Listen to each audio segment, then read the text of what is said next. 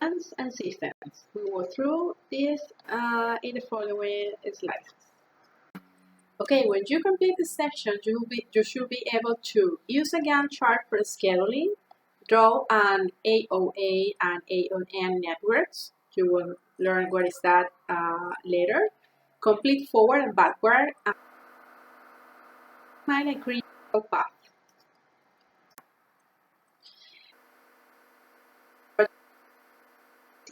You have the whole department of the company, and then you have a series of project manager, and you have the team for each project. You have the project manager for project 1, the mechanical engineer, the test engineer, and technician, and then you have the same type of team from the project number 2. This is a sample of project organization. There are another type of project organization, but this is the, let's see, like the most commonly used. And there's the matrix organization, where you have each one of the projects, and we have one individual for each part of the company, from marketing, operation, engineering, finance, in the case of this example. This is also another widely used type of organization for project management. The concept for this section is the work breakdown structure. It's a tool that helps you to develop a task or a deliverable in all of the things that needed to accomplish that thing. In this case, we have level number 1, the project, number 2, major tasks in the project, number 3, sub-tasks in the major project, number 4, activities, work packages to be completed. So you can have like the major task, and then you can drill down in detail what is needed in each one. So let's see an example in the following slide. Project, the level 1, develop a Windows 8 operating system. The level 2, you have 3 main high-level activities: the software design, the cost management plan, and the system testing. 3, develop the use and the cost management plan, design cost tracking reports, and the system testing, model testing. We go another level. Ensure capability with earlier versions in the software design. The following level, more detail, compatible with Windows 7, with Windows Vista, compatible with Windows XP. So this is an example of a work breakdown structure. Use this in order to make sure that you will take into consideration most of the tasks that you needed to schedule the project. So there are some project schedule. There are a few of them here. One is to ensure that all activities are planned for, the order of performance is accounted for, the activity time estimates are recorded, and the overall project time is developed. The idea is first to start working with the work breakdown structure, and before doing the work breakdown structure, you can do sort of list of all the tasks that should be accomplished. And this will help you to then put that in a logical order, and also to identify like correlation between all of them, and that would be a helpful input from the scheduling on the whole project. So just in general, this 4. First, show the relationship of each activity to others, to the whole project. I already mentioned this in the previous slides. Identify the precedent relationship among activities. This is also, as I mentioned before, encourage the setting of realistic time and cost estimate for each activity. This is also another objective of the project scheduling. And last but not least, help make better use of people, money, and material resources by identifying critical bottlenecks in the project. Of well, if you have one person that have most of the activities, that could be a critical bottlenecks in the project, and it used to happen frequently. We will work through 3 project management techniques: the Gantt chart, critical path methods, the CPM, and the program evaluation and review technique, that is the PERT, P-E-R-T. And chart is as follows. You have the main activities you can have for a whole detailed schedule, and then you have the time. You can have the dates, the month, the years, and then you point out with these bars when it start and end for each one. That's us chart.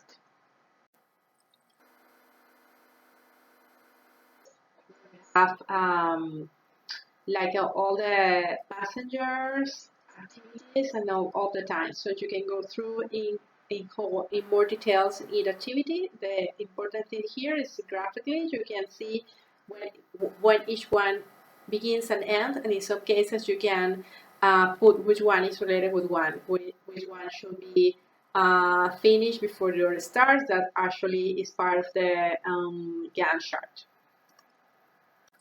Another important concept is project controlling. What is that? Is close monitoring of resources, costs, quality, and budgets that are the four critical variables for any project.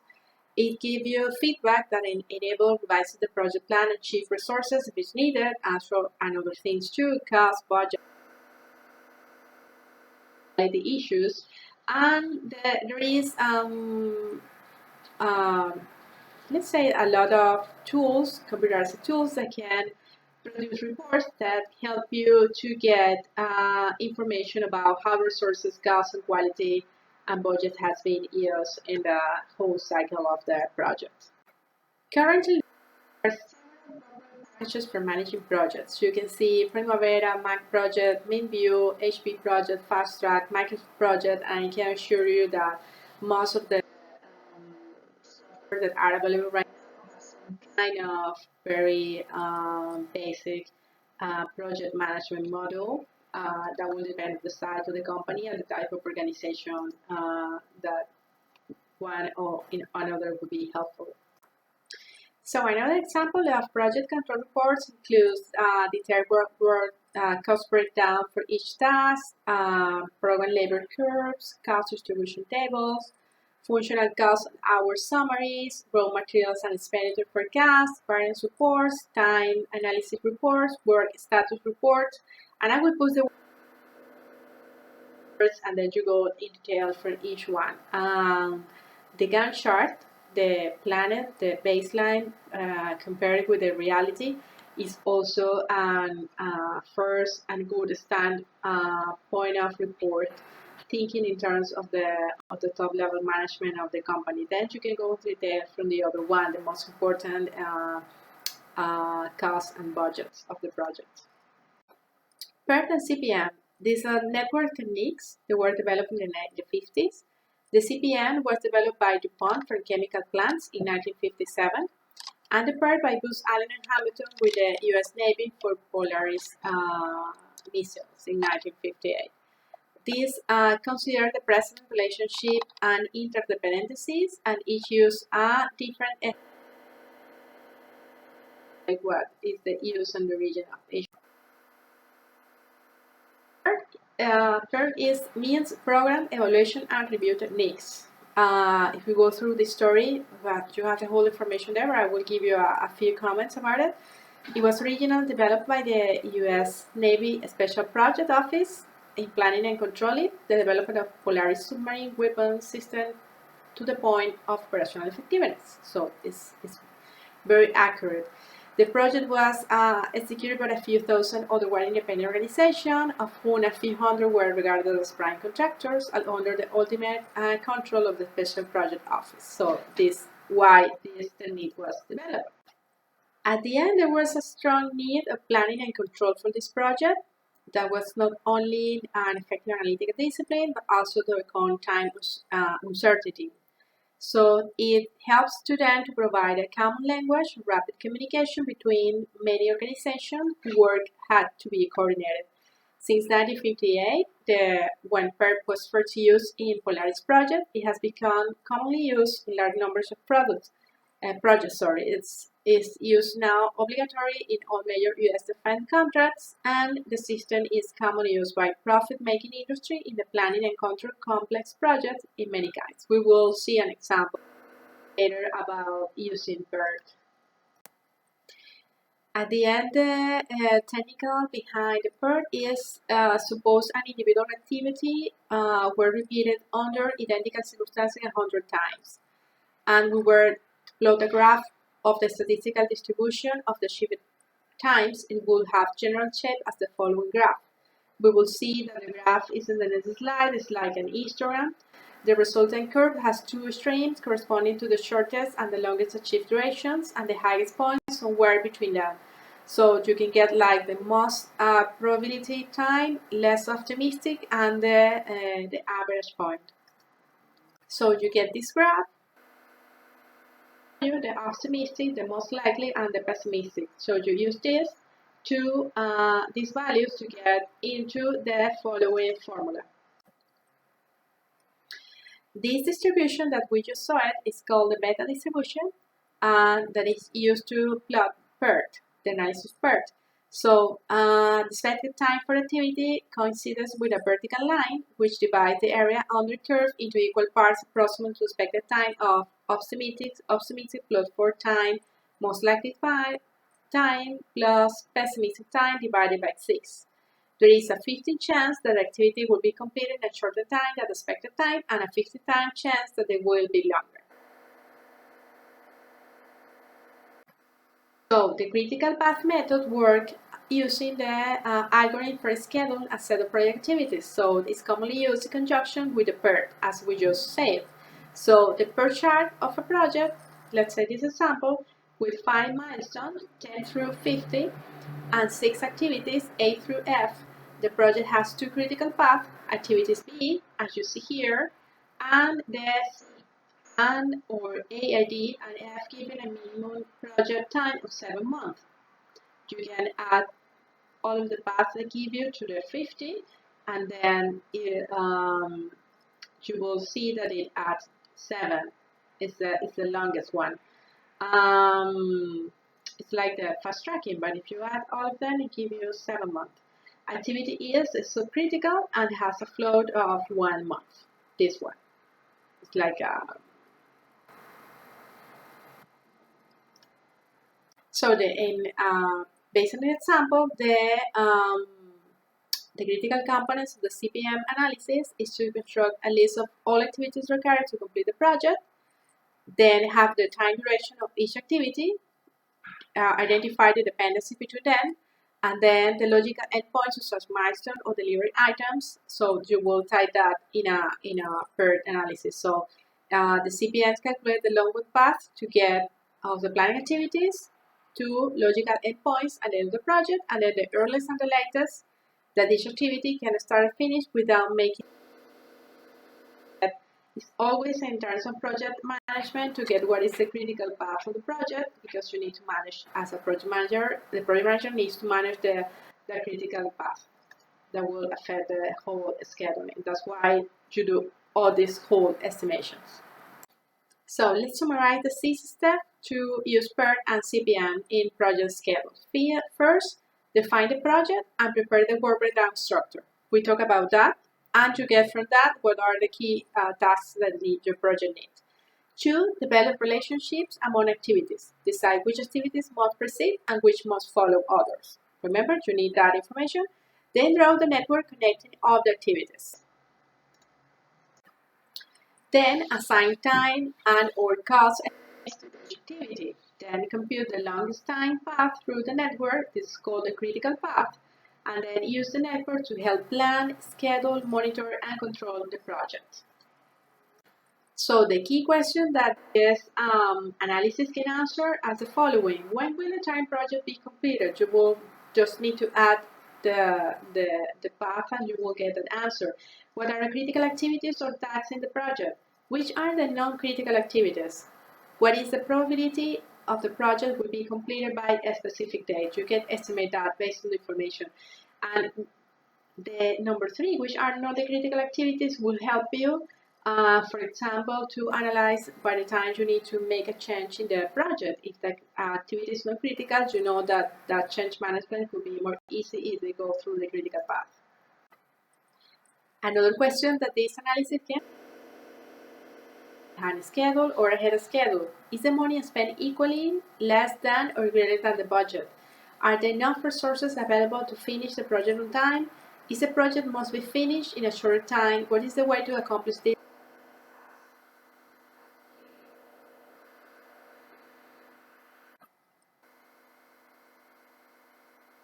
an activity on a node and activity on an arrow. In the case of the letter A, activity meaning is A comes before B, which comes before C. It's like easy. In the B, A and B must both be completed before C can start. You see, in a node and an arrow, it means graphically it means the same. In the sample C, B and C cannot begin until A is completed. You see, A needs to be completed before B and C start, and A needs to be completed before B and C. On the A on and the activity on arrow and activity on arrow. Let's see another example. In the second part of the chart, you see in the letter D, it means like C and D cannot begin until both A and B are completed. Okay, A and B need to be completed before C and D can start. And this is the same. A and B need to be completed before C and D can start. But you have a node and you have arrow in the middle. And then in the last essay, you can get it. This is C cannot begin until both A and B are completed. D cannot begin until B and C are completed. A is a dummy activity, is introduce an AOA. Okay? And in this case, you have this. A and B is the same, you see? C cannot start until A and B cannot be completed. In A, this dummy activity is completed. A dummy activity is introduced in an AO. So this is the different activity on an arrow.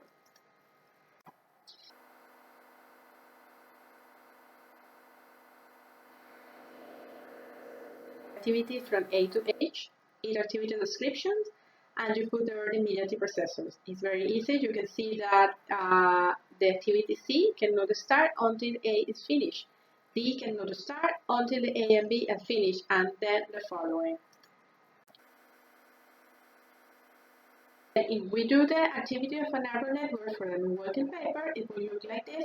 You will see at the end, activity 6 cannot start until the 4 and the 5 are finished, and then you can follow the whole graph and the chart was described in activity of a node until we get the activity 7, the finish with inspect test, step 7. So when a critical path analysis is performed, there are 4 things that need to be considered. Critical path is the longest path through the network. Is the shortest time in which the project can be completed, and any delay is critical path activity delays the project. That's why the analysis or identification of the critical path by the time we're doing the scheduling is very, very important. And the critical path activity has no slack. They go straight the amount of the time that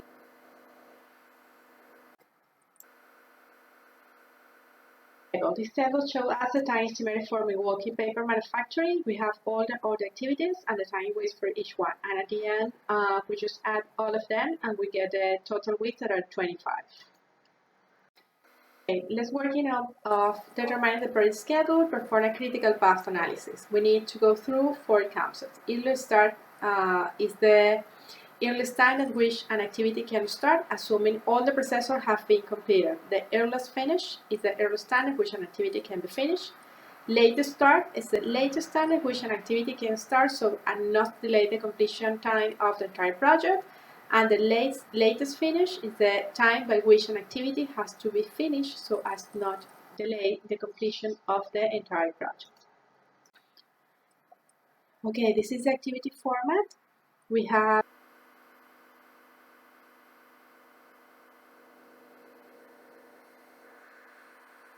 that's the earliest start, then the latest start. You have the activity duration here in the middle after the activity name, the earliest finish, and the top right and the bottom right you have the latest finish.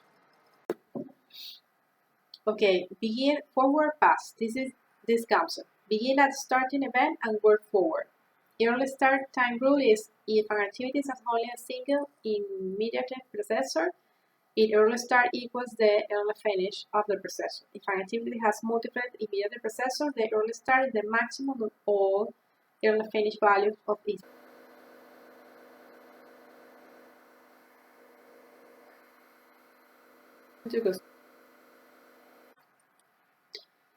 So the earliest finish time rule is the early finish time of an activity is the sum of its earliest start times and its activity time. So the earliest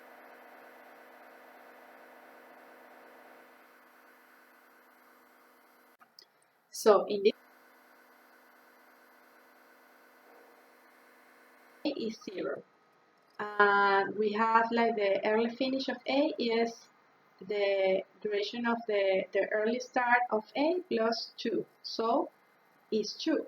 Okay, this plus 2. Okay.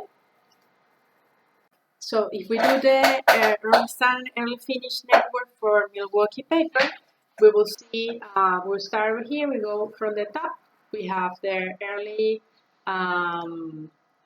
finish, there is 2, we estimated, then we can estimate the early start from this is 2, is this early finish, then the early finish is 4, then we go through this, we have the early start 4, plus the duration of the activity, we have the early finish like 7, then we go through this one, we have the early start, this is 4, 4 plus 4 is 8, then we have the early start of this is 8, then we go through this one, we have 0 is the early start of this one, 0 plus 3, we have the early finish 3, then we go through here, we have 3, 3 plus 4 is 7, then we have, in this case, we have to take the maximum value between 7 and 8 is 8. I didn't run a few minutes ago. In this case, we have to take into account 8 plus 5 is 13. We have 4 plus 3 is 7. We have to take the maximum value of the earliest finish of these two to get the early start of this. So this is 13. So 13 plus 2 is 15. So based on this analysis, the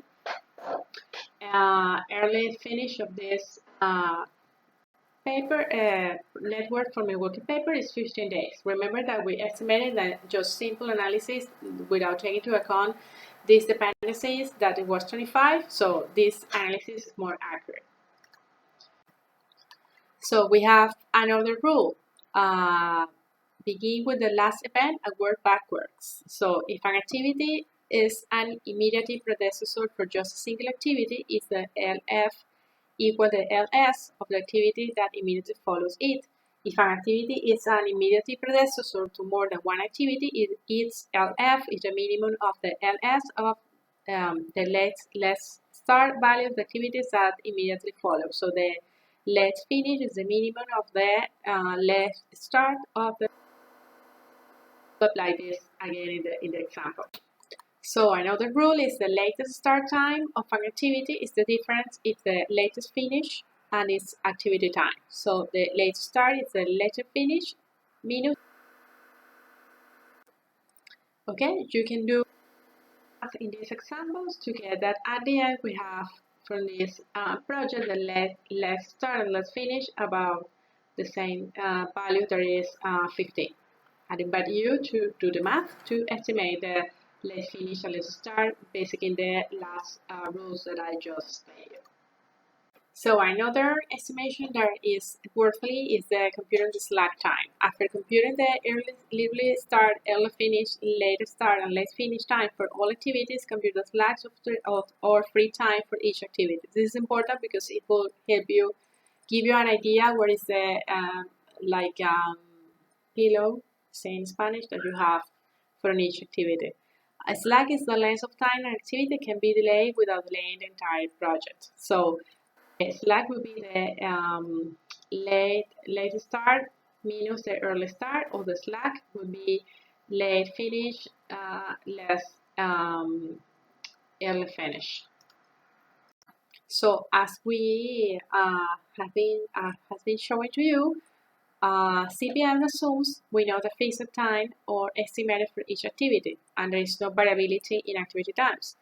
PERTs use probability distribution for activity times to allow variability. So I guess the best practice is to use PERT, of course, but at the end we need to know actual, we need to know also what is the critical before management process. So in order of estimate variability in activities, as we talked about before, in terms of the PERT, you need to estimate three measures: the optimistic time, if everything goes according to plan; pessimistic time, assuming very unfavorable conditions; and most likely time, most realistic estimate. So for each activity, we can estimate the expected time. That should be the optimistic plus 4 times the most likely plus the pessimistic divided all of that between 6. That's the beta distribution, and the variance of times we could estimate the pessimistic less optimistic divided by 6 the square of that. So at the end, what we get with that is the beta distribution when we have pessimistic time and monolithic time, and we have 50 chance that it could be close to the pessimistic or the optimistic. That's the beta distribution. So those estimations that we just did can help us to compute the project variance and then the probability of the project completion. So we can add the project variances, the variances of all activities on the critical path. You estimate the variances that I showed you before for each critical path, and then we can add that, we can get the project variances. So PERT makes two more assumptions. The total project completion times follow a normal probability distribution, and activity times are statistical in that we can estimate the probability of the project completion. So what are the advantages of use PERT and CPM? One especially used when scheduling and controlling large projects, straightforward concept and not mathematical complex. That will depend if you are aware of the statistics. Graphical networks help highlighting relationships among project activities. It's really good to do that. Critical path and slack time analysis help pinpoint activities that need to be closely watched. And then also project documentation and graphic point out who is responsible for various activities, applicable to a wide variety of projects, and useful in monitoring not only schedule but cost as well. Now the limitation of these techniques are project activities have to be clearly defined, independent, and stable in the relationships. The precedence between them must be specified and then work together. Time estimates tend to be subjective and are subject to judging by managers. So it needed like time estimation to be more objective, more based on expert judgment. And the last, there is an inner danger of too much emphasis being placed on the longest or the critical path. So the diagram should use as a whole, okay? Not only managing the critical path is important, but it also helps to visualize the rest of the activities that impact of the project completion. So this is the end of the planning and control module. See you in the next section.